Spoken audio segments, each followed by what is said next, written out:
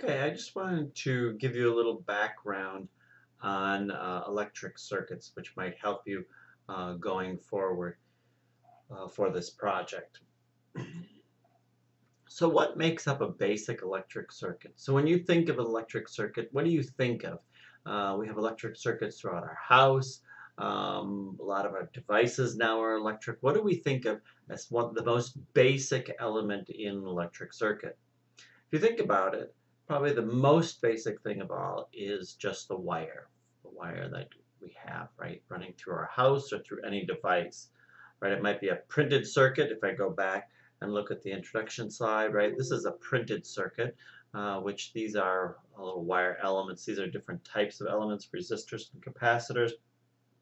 But on this board are some wire runs on it. So the basic element is really just wire, right? What else do we have? What makes our circuit work? We have essentially some type of power source, right? And this power source can be a lot of different things. It can come from our electric outlet, right? It could be a battery of types, whether it's a rechargeable battery or not, would be a type of device, power source. Or we could use even solar cells. There's a lot of different types of things that we could use.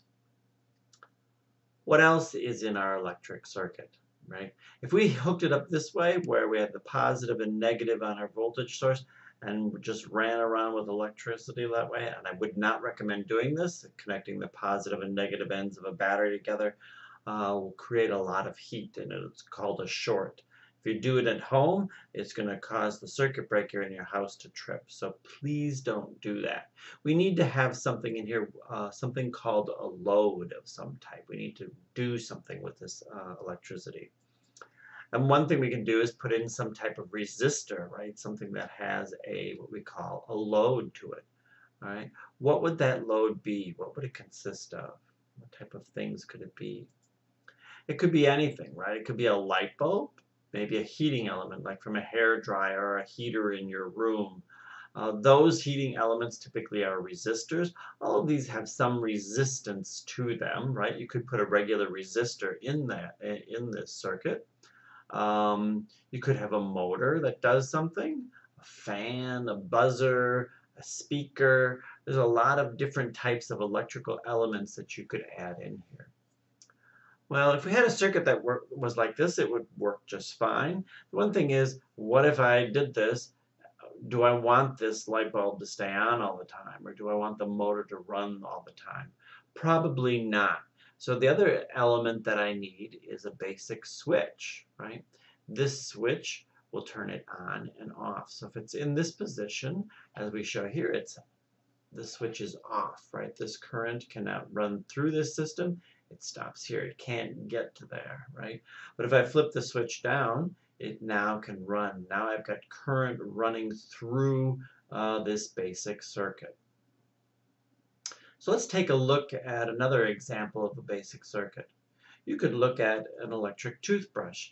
And if I took this electric toothbrush and opened it up and took it apart, right, I'll have this element inside. And this is a really nice example in that it comes apart really nicely. And in here, what you'll find is our voltage source, right? It's our battery that we have in here, a AA battery. We do have in here, which makes this toothbrush work, is a motor, right? So that's kind of our resistance in here. And then we have some toggle switch in here that makes it go. And in here we don't necessarily have a wire. We've got some metal stamping strips that could be used and connects everything together. And that's what makes this circuit work for a toothbrush. It's a very simple little circuit. Another simple circuit, it may not seem so simple when you look at it as your house itself, but you have a wall switch, right? And maybe a light, a desk light. How do we deal with that? How does this work? Where's our source of power coming from, right? Typically it comes from some power plant somewhere, right? Whether it's a power plant or maybe it's solar or wind or something, right? And we have wires that bring that power to our house. It typically will bring it into a circuit panel, right? The circuit panel will have breakers which help protect our house from shorts. If we close this switch, think about it as if we turn this switch off, I close it, our light comes on. It's a very simple, basic circuit. This all works because of Ohm's law. Ohm's law was discovered by a German physicist around 1827. His name was Georg Ohm or Georg Ohm. He discovered that the voltage, which is the difference in electrical potential energy between 2 points in a circuit, like in a battery type system or your outlet coming out of your house, that voltage, right, is equal to the current that flows from one point to the other from our voltage, from our circuit, times the resistance. And that's a measurement of the material's resistance to movement of these electrons. We also can find out that this equation can be used another way, where we have power equals the voltage times the current, right? And power is the rate of energy that is absorbed or produced and is measured typically in watts. And we usually have a lot of our light bulbs, we talk about 60-watt bulbs, 100-watt bulbs, 70-watt bulbs, right? We typically know what the wattage is. And you can look up on a lot of electrical devices and find out what the wattage is. And if we know what our wattage is and we know what the voltage is, we can find out how much current is running through that device. So with these two equations, we essentially can solve for anything, right? If we know power, we can solve for other equations. Like if we know voltage and resistance, we can solve for power. So as long as we know any two, we can solve for anything in here. You'll find that chart also in the handout in this module. Here's another example. Let's take a look at that and see if we can use these equations. So if I have our house again here, right, with our switch, and I turn it on, the light's on, we have a 60-watt bulb, and 120 volts is coming from our power supply, right? So how much current is coming through? Well, we can use this P equals V times I, or power equals our voltage times our current. I can substitute in my values for 60 watts and 120 volts. I can rearrange this equation to solve for the current. And if I do, you'll find out that it's only a half an amp that is going through this circuit. Typically, our circuits in our home are either 10 amps or 15 amps. They kind of limit how much current can run through that circuit, just so we don't have any shorts or create electrical fires. Let's look at one other thing here real quickly. Let's look at our batteries and our types of sources that we have. We have rechargeable and non-rechargeable type batteries. A lot of days we see much more about this rechargeable type battery. And batteries are made up of, just so you know, some dissimilar materials in the electronegativity scale. You can go to electronegativity chart and find that the further apart that these two dissimilar materials are, the more powerful the battery. You know, nickel cadmium is probably the most common type of rechargeable battery. We have alkaline batteries, which are non-rechargeable. So we have these types of batteries, but more common today is a lot of these lithium-ion ones. These are much more expensive. These are the ones we find in our phones, a lot of laptop computers and things. Our cars are now that way. So we're using a lot of lithium-ion ones. They're very powerful, but they're also much more expensive. And your most expensive is gold lithium. You find those to be the farthest away in this electronegativity chart. Of course, they're very expensive. And of course, batteries come in many different types, from AAA, AA, C, D, and 9-volt batteries.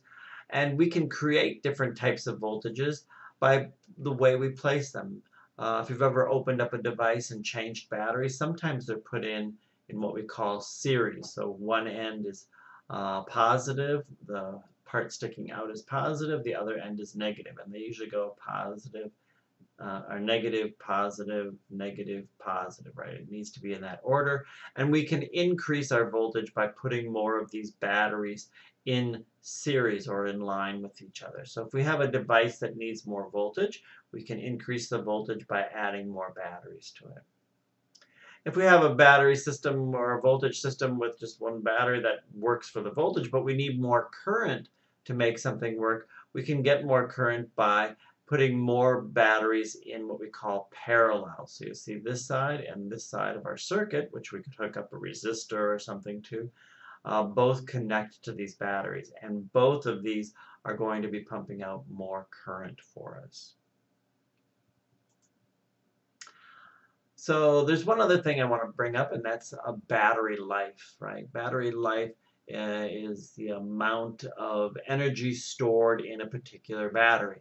And there's something called this battery rating, and we see that battery rating a lot now. Usually it's in milliamp hours or amp hour type things. So let's run through a quick example looking at battery life. Let's say I have a 9-volt battery. It supplies power to a cordless curling iron with a resistance of 18 ohms. How much current am I flowing through in this thing, right? So if I got this as my knowns, right? I know V equals IR. I can rearrange my equation to solve for the current and substitute everything in. I find out that this whole current system is going to be a ½ an amp again. Okay. Well, how long is my battery going to last if I have, let's say my battery is rated as 2500 milliamp hours? How long can it last? Just to give you an idea, I just bought a new chainsaw, right? It's a cordless Milwaukee chainsaw, and the battery I got for that one was a 6 amp hour chainsaw, and it'll last quite a while, like a whole series of things that I'd need to cut. But in this example, we've got 2500 milliamp hours. So how long will this battery last before it dies? Well, I know my current, right? That's given as a ½ an amp, or a ½ an amp is really considered 500 milliamps. I know my battery rating is 2500 milliamps. So my life is considered as the rating divided by the current.